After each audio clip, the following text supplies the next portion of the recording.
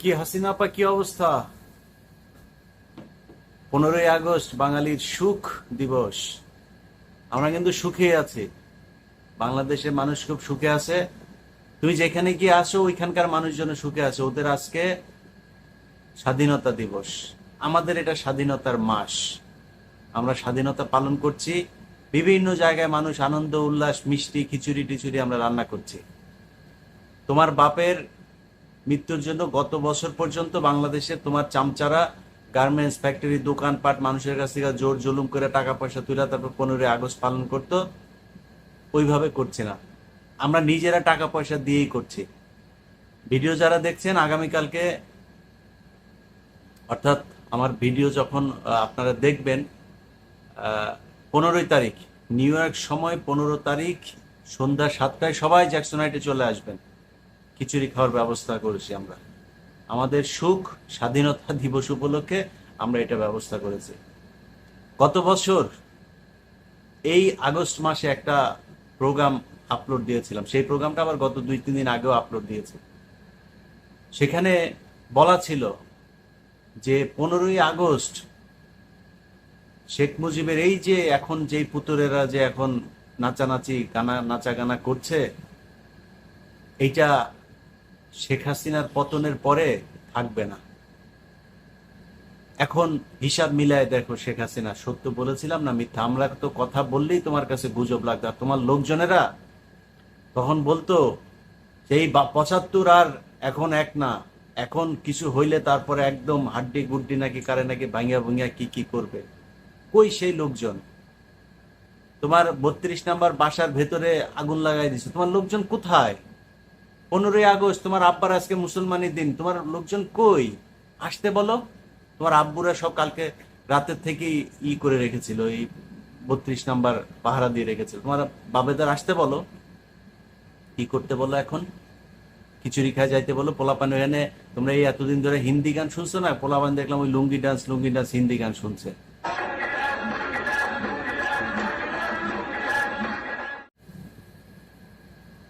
এটাই হচ্ছে বর্তমানের অবস্থা বাংলাদেশে।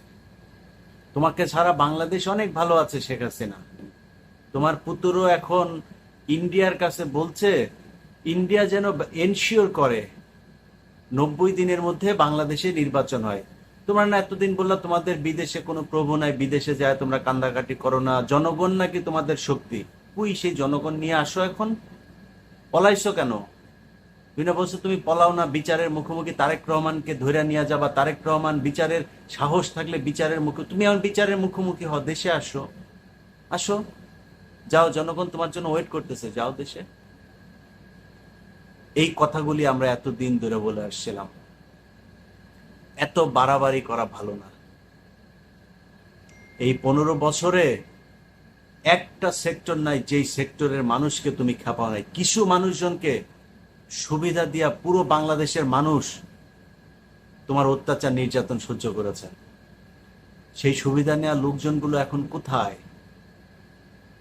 কেউ নাই। দুই একজন দেখলাম ফেসবুকে, কালকে এক মহিলার পোস্ট দেখলাম, নিউজ করেছে যে সে বলেছে যে বঙ্গবন্ধুর জন্য যদি চাকরি যায় তাহলে যাক, সে নিজেই পলাতক। মানে ও জানে ওর যে চাকরি থাকবে না, এমনি জানে, এই পোস্টটা করে রাখলো আর কি, যে বঙ্গবন্ধু তোর চাকরি তো এমনি নেই, তুই যা অফিসে, তোরে অফিসে খুঁজতেছে, তুই যা। রংপুরের যেই কিছুক্ষণ আগে একটা ইমেল চেক করলাম, রংপুরের যে পুলিশ কমিশনার ছিল মনিরুজ্জামান, তার নির্দেশে আবু সাইদকে গুলি করা হয়। এই মনিরুজ্জামান এলাকায় প্রভাবশালী, যে কারণে এলাকার লোকজন সাহস পাচ্ছে না তার বাড়িতে আপনার চেক করতে। আমাকে একজন পাঠিয়েছে, তার বাড়ি হচ্ছে যশোর জেলার গদখালি। আমি চিনি না, আপনারা যশোরের মানুষজন যারা আছেন তারা নিশ্চয়ই চিনবেন। গদখালিতে তার বাড়ি, তার গ্রামের বাড়িতে সে নাকি পালিয়ে আছে। আমাকে একজন ইমেল করেছে, আপনারা একটু খোঁজ নিয়ে দেখেন ওরে ধরতে পারেন কিনা।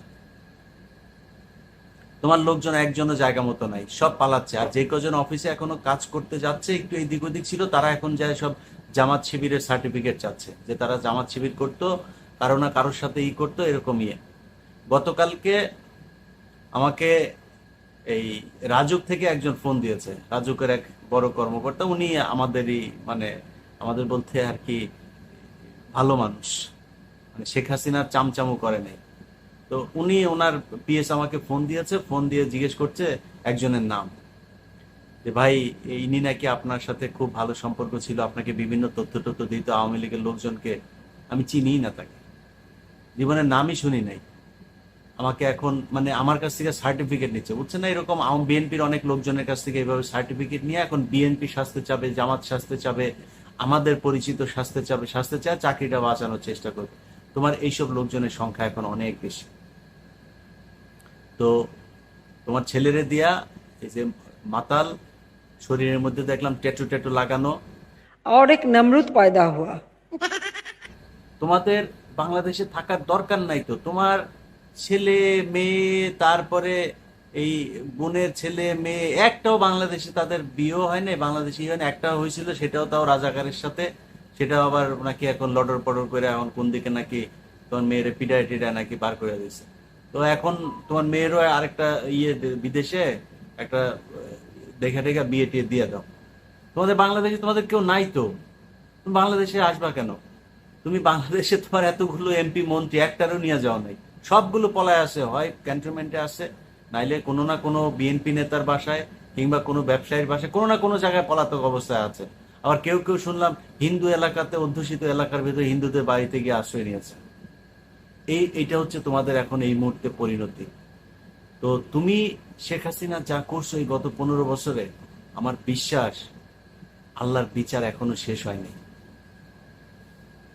আল্লাহ কোরআনে বলেছেন না যে তোমাদেরকে কিছুক্ষণের জন্য তাদেরকে আমি হাসতে দিয়েছি, তারা হেসে নিক, আবারও তাদেরকে পাকড়াও করা হবে। তোমাদের এখন সেই পিরিয়ডটা চলছে, তোমাদের পাকড়াও। তোমার এখন এই কান্দাকাটি করে লাভ নাই, হেদায়েতের দিন সময় শেষ। তোমার হেদায়েত মনে হয় না হবে, আল্লাহ মাফ করুক। হেদায়েত তোমার শেষ। তোমার এখন গুনাহ যত পারো কমাও, গুনাহ কমায় তারপরে যে শাস্তি যতটুকু কমাইতে পারো আল্লাহর কাছে চায় কমায় না, যে কদিন বেঁচে আসো ওই কদিন। ওইখানে বসা এই শয়তানি করে লাভ নেই। তোমার যেই বাবারা এখন দেশ চালাচ্ছে, তোমার বাবাদের শেকড় অনেক লম্বা। তো তোমার এই বাবাদের সাথে টেক্কা দিয়ে লাভ নাই। তোমার ইন্ডিয়ার বাপ আর তোমার করতে পারবে না। তোমাদের একমাত্র বাপ তো দুনিয়ায় ইন্ডিয়ায়। তোমরা বলতা বিদেশে তোমাদের বাপ নাই, প্রভু নাই, এই সেই, অথচ এখন সবকিছু তোমাদের ওইখানে। তো তোমাদের এই একমাত্র বাপ। মানুষ স্লোগান দিত না, হরে কৃষ্ণ হরে রাম, শেখ হাসিনার বাপের নাম বলতো না? এই তোদের বাপ ওইটাই, ওইটাই একমাত্র তোর বাপের বাড়ি, ওইখানেই তোর মানায়। এর আগেও ছিলি, তুই আর তোর বোন দুইটা মিলা ওইখানে লটর বর্ডর করতিস, এখনো করছিস। তো তোর ছেলে এখন তোরে মোদির কাছে ভাড়া দিয়া, তারপরে মোদির কাছে এখন দেশ আবার ফেরত চায়। তো জিনিস তো আর ওইরকম না যে ওইটারে দিয়া যে ভাড়া দিয়া যে কিছু আদায় করতে পারবে, ওই ওই অবস্থা তো তোর নাই। থাকলে তুই এটা করতিস, এখন তুই তো আর ওইটা করতে পারবি না। তো তারপরেও দেখ ইটি করে কতটুকু কি করতে পারিস, কাজ হবে না। স্টুডেন্টরা 32 নাম্বার থেকে ওই এই তোর বাপের অ্যাভিনিউ যেটা আছে গুলিস্তানে, তোদের কার্যালয় সব স্টুডেন্টদের দখলে, তোর বাপেরা একটাও আসে না। তোরা বলতিস না এতদিন ধরে, যখন আমরা বলতাম যে 75-এ কেন কেউ আসে নাই, হ্যাঁ 75-এ শেখ মুজিবরে এত ভালোবাসলো, ওই দিন কেন মানুষ মিষ্টি খেয়েছে, 2 দিন লাশ পড়েছিল, তখন আমাদেরকে বলতো এখন আসিস, এখন দেখাই দিব, এখন ওই সেই লোকজন সব ফেসবুকের আগের পোস্ট সব করে দিয়া, তারপরে এই এখন আবার লাল প্রোফাইল পিকচার লাল করছে, লাল করে এখন আপনার রাজাকার সাজার চেষ্টা করছে। তো এই বাঙালি তোকে উচিত জবাব দিয়েছে। আজকের এই 15ই আগস্ট দেখার জন্য আল্লাহর কাছে অনেক দিন ধরে চাচ্ছিলাম যে আল্লাহ এই দিনটা দেখে যেতে চাই। বিশ্বাস করেন পৃথিবীর ভেতরে আর কোনো স্বপ্ন নাই, কোনো কিছু দেখার ইচ্ছা নাই। আল্লাহ যেই জিনিস দেখাইছে এইটা এর চাইতে সুখ, এর চাইতে আনন্দ, এর চাইতে বড় জিনিস এই পৃথিবীর ভেতরে আল্লাহর কোনো কিছু দেয়নি। আল্লাহর কাছে লাখো কোটি সুখ। একটা মানুষের কাছে যা জিজ্ঞেস করি, প্রতিটা মানুষ একই অবস্থা। ভাই এখন মনে হয় যেন মানে মানে সকালে ঘুম থেকে উঠলে মনে হয় মানে আগের অবস্থায় বোধহয় এই যে শেখ হাসিনা যে না, এটা মানে হঠাৎ করে মনে হয় মানুষের মাথার থেকে একটা বিশাল বোঝা সরে গিয়েছে। বাংলাদেশের মানুষ স্বাধীনতা কি জিনিস সেটা এখন ভোগ করছে। এত অত্যাচার করা ভালো না। প্রতিটা জায়গায়, প্রতিটা ঘরে ঘরে তোর অত্যাচারের 15 বছরের দুঃশাসনের চিহ্ন লেগে আছে। আজকে দেখ, এই যে আনিসুল হক, সালমান এফ রহমান, কত টাকা লাগে রে ভাই একটা মানুষের জীবনে, কত টাকা, ওটা শেষ আছে তো? সেই 96 সালে ব্যাংক লুট, এই শেয়ার বাজার লুটপাট থেকে শুরু করে এর মাঝখানে কয়েকবার ব্যাংক, এই শেয়ার বাজার লুট, আইএফআইসি ব্যাংক লুট, বিভিন্ন জায়গায় এই ঋণ খেলাপি হয়ে তারপরে সেই ইয়ে করা, সেগুলো আবার মাফ করায় নেওয়া, নানান সুযোগ সুবিধা, কত টাকা হইলে তারপরে এর শেষ হইতো। এখন খা টাকা, মানুষ তোদেরকে ডিম মারে, জুতা মারে, এ অবস্থা। সে টাকা পয়সা কই, কি করবি এখন? সেই টাকা কুকুরে খাবে তোর টাকা, তুই জানবিও না। এমন মানুষ খাবে তুই জানবিও না সে টাকা কে খায় তোর। এই হচ্ছে তোদের অবস্থা। এখনো সময় আছে। তোদের যে আচার আচরণ দেখা যা বোঝা যাচ্ছে, আজকে আরাফাত, এই শমিকাচারের 6 নম্বর স্বামী, এ আজকে ফেসবুকে পোস্ট করেছে, ওরা ভেবেছিল আমরা মরে গিয়েছি, আমরা মরিনি, তুই আয়, তুই দেশে আয়। এতদিন তোরা বলতি না তোরা দেশে আয়, তোরা দেশে আয়, এখন বল। আল্লাহ দেখ, 1 সেকেন্ডের মধ্যে আল্লাহ খেলা দেখাই দিতে পারে। এখন আমরা বলবো তোরা দেশে আয়, তোরা বেঁচে আছিস, আয় দেশে আয়, দেশে যায় বিচার মুখোমুখি হ। এখন তো বিএনপি নাই ক্ষমতায়, জামায়াত তো নাই ক্ষমতায়, যা দেশে যা, দেশে যায়, তারপরে এই এগুলি ফেস কর, মামলা টামলা ফেস কর। তো সে আজকে আপনার দিয়ে পোস্ট দিয়ে, লম্বা এক পোস্ট, সেই পোস্টে সে বলেছে তারা আবার করবে, তারা আবার দল বসে আবার নাকি ক্ষমতায় আসবে, আবার ওই শয়তানি আবার করবে। ওদের শিক্ষা হয় নাই। এর চাইতে লজ্জা বাংলাদেশের মানুষ তোদেরকে যেই লজ্জা দিয়েছে পৃথিবীর ইতিহাসে, পুরো একটা সরকার এইভাবে পালিয়ে যাওয়ার ইতিহাস আজ পর্যন্ত হয় নাই, বাংলাদেশে এটাই প্রথম। এর আগেও পৃথিবীর বড় বড় দেশের ভেতরে এইভাবে সরকার পতন হয়েছে, কোন দেশে এই অবস্থা হয় নাই। তুই এই পৃথিবীর ভেতরে একমাত্র দৃষ্টান্ত রেখে গেলি যে পুরো সরকার প্রশাসন, তোর আশপাশে ব্যবসায়ী পর্যন্ত তোর সাথে যাদের সম্পর্ক ছিল একটাও থাকতে পারে নাই। এটা একটা ইতিহাস। এই ইতিহাস বাংলাদেশের অন্তত 500 বছরের পরের প্রজন্ম পর্যন্ত এটা মনে রাখবে। এই ইউটিউব, ফেসবুক এগুলো যদি থাকে, তারা দেখবে তোর ছায়া, ব্লাউজ, ব্রা, পেন্টি টেন্টি নিয়ে মানুষ, বাংলাদেশের মানুষ কিভাবে টানাটানি করেছে, এটা ইতিহাস। অনেক মানুষ বলে যে ওর এই কর্মভবনে যায় তারপরে এগুলি করা ঠিক হয় নাই। আরে ভাই, এগুলি না করলে তো এগুলি দেখতে হবে। শেখ মুজিবের সময় কেউ, মানে এখনো অনেক মানুষ বিশ্বাস করে না, কেন? ওই সময় বইতে লেখা আছে, কিছু কিছু মানুষ লিখেছে, সেই লেখা কে পড়ে না পড়ে কোনো খবর নাই। এগুলো ভিজুয়াল মিডিয়ার ক্লিপগুলো থাকলো, এই ক্লিপ দেখে আজ থেকে 50 বছর, 100 বছর, 200 বছর পরে মানুষ জানতে পারবে যে এরকম একজন দুঃশাসক, একজন একজন স্বৈরাচারী এই দেশে ছিল, যার ক্ষমতায় যাওয়ার 15 মিনিটের মধ্যে তার পুরো এই প্রাসাদ তছনছ করে দিয়েছে বাংলাদেশের মানুষ। তোরা একটা ইতিহাস, তারপরেও এত লজ্জা দেওয়ার পরেও বাংলাদেশের মানুষ, তোদের লজ্জা শরম কিচ্ছু হয় নাই। তোরা এখনো চেষ্টা করছিস নানান ভাবে আবারও ফের বাংলাদেশে গিয়ে বিশৃঙ্খলা তৈরি করার। তোরা দেখছিস না বাংলাদেশের মানুষ কত শান্তিতে আছে, হাঁপ ছেড়ে বেঁচেছে বাংলাদেশের মানুষ, তাদের কোনো কষ্ট নাই, দুঃখ নাই।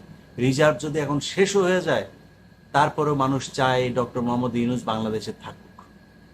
এইভাবে যেভাবে চলছে এভাবে চলুক, আমাদের কোনো দাবি নেই। বিএনপি আসবে, জামাত আসবে, কে আসবে, আমাদের কোনো দাবি নেই। তুই গেছিস, তোর মতো শয়তান লেডি ফেরাউন বাংলাদেশ থেকে বের হয়েছিস, আমাদের আর কোনো চাওয়ার নেই। অতএব এটা থেকে শিক্ষা নে, তওবা কর। আর যদি নিজেদের মুসলমান দাবি করিস, তাহলে আবার কালেমা পড়ে মুসলমান হ। তোরা মুসলমান নাই।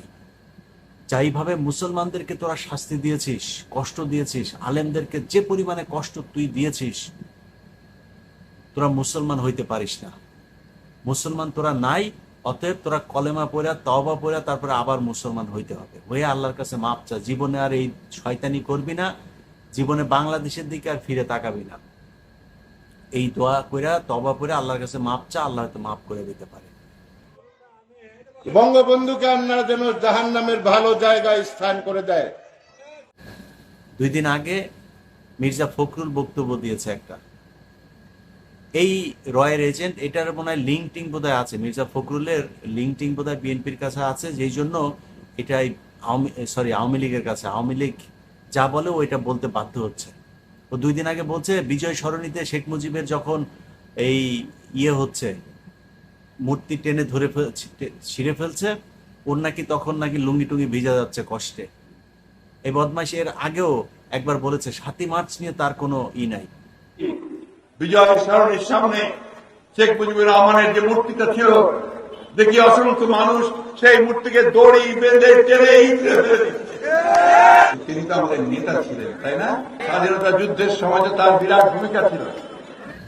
মির্জা ফখরুল যদি নারী টারি নিয়ে ভিডিও টিডিও রাখা থাকে, আগে থেকে বলে দেন, বুড়া বয়সে মান সম্মান নষ্ট করেন না, যে আমাকে এইভাবে ট্র্যাপে ফেলে এটা করেছিল, আমিও যৌবনের উত্তেজনায় ঠিক থাকতে পারি নাই, এরকম একটা করেছিলাম, তো মাফ করে দেন। বাংলাদেশের মানুষ মাফ করে দেবে। আওয়ামী লীগ ছাড়া বাংলাদেশের অন্য মানুষ এখন আর অন্য কাউকে শত্রু মনে করে, মাপ চান মাফ করে দিবে।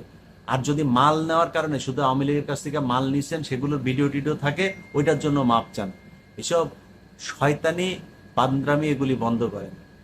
বাংলাদেশের মানুষকে এই যে ভারত বিরোধিতা আর শেখ মুজিবের এই প্রেম প্রীতি 72 থেকে 75 এগুলো বুঝাইতে আমাদের অনেক কষ্ট করতে হয়েছে।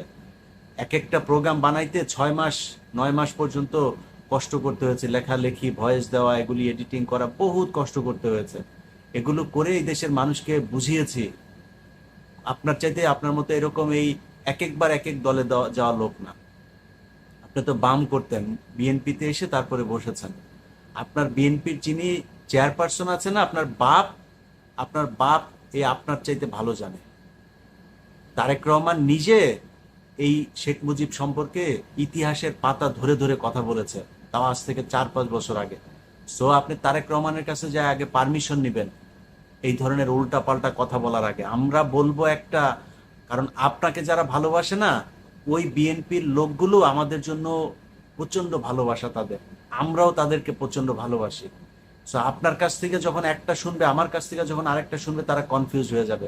আর আপনি যদি মনে করেন আপনি ঠিক, আপনি আমাকে বলেন যে কোন বইতে কোন কারণে আপনি শেখ মুজিবকে জাতির জনক, জাতির পিতা, 7ই মার্চ নিয়ে কোনো বিতর্ক নাই, এখনো শেখ মুজিবের ছবি মূর্তি ভাঙলে আপনার কষ্ট লাগে, আপনি আমাকে বলবেন কোন কারণে। আর আমি আপনাকে আপনার বাপ দাদা যারা ছিল, সেই আতাউর রহমান খান, মনসুর আহমেদ, তোফায়েল আহমেদ, এরকম যারা যারা আপনার বই লিখে গিয়েছে, তাদের বইয়ের পৃষ্ঠা ধরে ধরে আপনারা পাঠাই দিব। আপনি আমার জিজ্ঞেস করেন, সেই বইতে লেখা আছে যে আপনার এই শেখ মুজিব বাপ, যার মেয়ের কাছ থেকে টাকা পয়সা নিয়ে চলতেন এই 15 বছর, আপনার এই বাপ কত জাউরা ছিল, আপনার ওই বইয়ের পৃষ্ঠা ধরে ধরে তারপরে বলে দেব।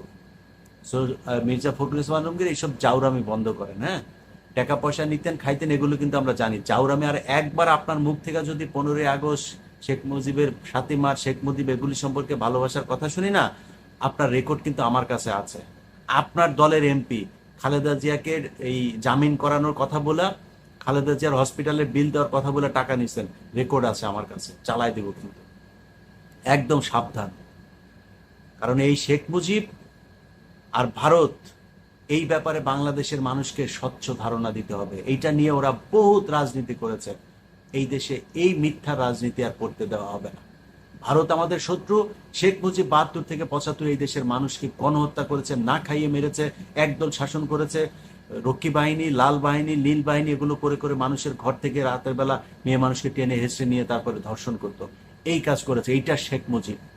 আপনি শেখ মুজিবকে নিয়ে বিতর্ক নাই, 7ই মার্চ নিয়ে বিতর্ক নাই, কোথা থেকে শিখছেন এগুলি? সো বাংলাদেশের প্রতিটা মানুষকে বলতে চাই, আপনারা কনফিউজ হয়েন না। এই 15ই আগস্ট আজকে যা দেখছেন, এটাই তাদের প্রাপ্য। মাঝখানে যেগুলো দেখেছেন, ওগুলি হচ্ছিল নাটক। ওগুলি ক্ষমতার থাকার কারণে তারা মানুষজনকে দিয়ে এগুলো তৈরি করেছে। শেখ হাসিনা নিজে বলেছে তার বাপের মৃত্যুর পরে 2 দিন লাশ পড়েছিল, কেউ যায়নি। কেউ কোনো পদক্ষেপ নিল না, ওই লাশ পড়ে থাকলো 32 নম্বরে। অতএব শেখ হাসিনা যেটা বলেছে, আল্লাহ ওই শেখ হাসিনার বাপের এই কারণেই আল্লাহ যখন মানুষকে দিয়ে মুনাজাত করায়, মুনাজাতের মধ্যেও হুজুররা উল্টা পাল্টা কথাবার্তা বলে ফেলে। মাবুদ, জাতির জনক, এবং তার পরিবারকে যারা হত্যা করেছে, আল্লাহ সকলকে তুমি জান্নাত দান করে দিও আল্লাহ। আল্লাহ কবুল করে নিক, আমিন। আল্লাহ হাফেজ। এবং আমি মনে তার জন্য দোয়া করব, বঙ্গবন্ধুকে আপনারা যেন জাহান্নামের ভালো জায়গায় স্থান করে দেয়।